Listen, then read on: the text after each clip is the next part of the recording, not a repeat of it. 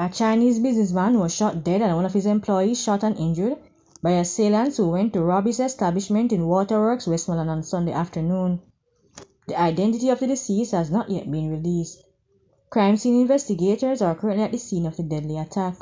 It is not clear if the attackers managed to escape with any cash. A man was shot dead while receiving a haircut in Bendon District, Kitson Town, St. Catharines, Saturday afternoon. He is yet to be identified.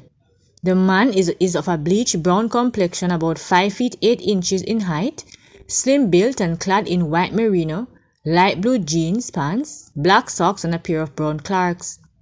It was reported that around 3:30 p.m., the man was in the barber's chair when he was pounced upon by an unknown assailant who opened gunfire, hitting him in the head. Residents summoned the police, who found the man lying on his back in a pool of blood with what appeared to be gunshot wounds to the head.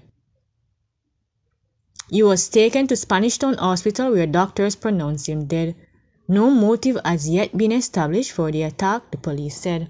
The man was killed and at least 4 other persons, including 2 female students, injured during a shooting involving members of the security forces in the vicinity of an army checkpoint in downtown Kingston.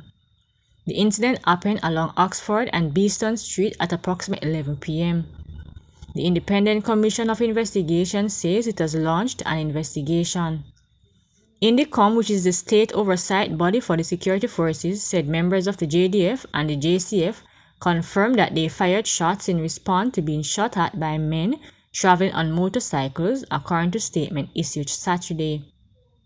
INDECOM named the deceased as 23-year-old Marvin Cummins. It says 2 of the injured persons are female students under the age of 18 years. Their condition is not known. INDECOM says its inquiry will seek to identify and clarify the circumstances of the incident. Over 50 spent casings were recovered. No firearm has been reported as recovered during shooting.